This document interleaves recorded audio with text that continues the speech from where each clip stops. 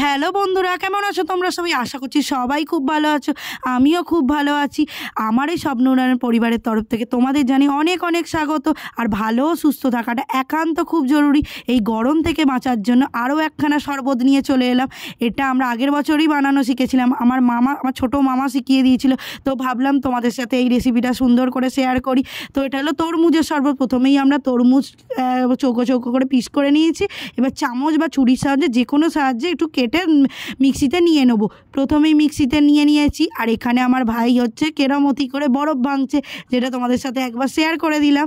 ও সুন্দর করে বরফ ভাঙো, আর আমার এখানে ততক্ষণ হয়েও গেছে তরমুজের পিস করা।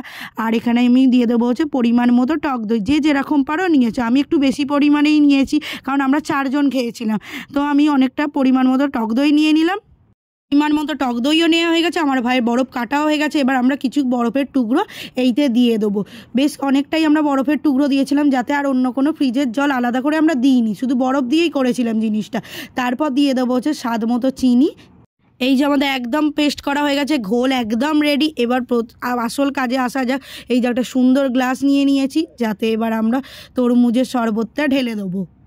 গ্লাসে একদম শরবতটা ঢেলে দিয়েছি। আর গার্নিশের জন্য দিয়ে দেবো হচ্ছে বরফের কিছুটা কিউব, আর তার সাথে দেবো হচ্ছে তরমুজের কিছুটা পিস করে রেখেছি, সেগুলো দেবো।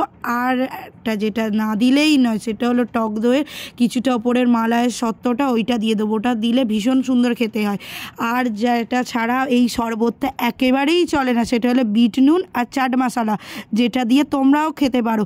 আর এই প্রখর গরম থেকে বাঁচতে আমরা কিন্তু অনেক রকমের শরবতের আইটেম তোমাদের সাথে শেয়ার করেছি। প্লিজ তোমরা ভালো লাগলে লাইক, কমেন্ট, শেয়ার আর সাবস্ক্রাইব করে পাশে থাকো।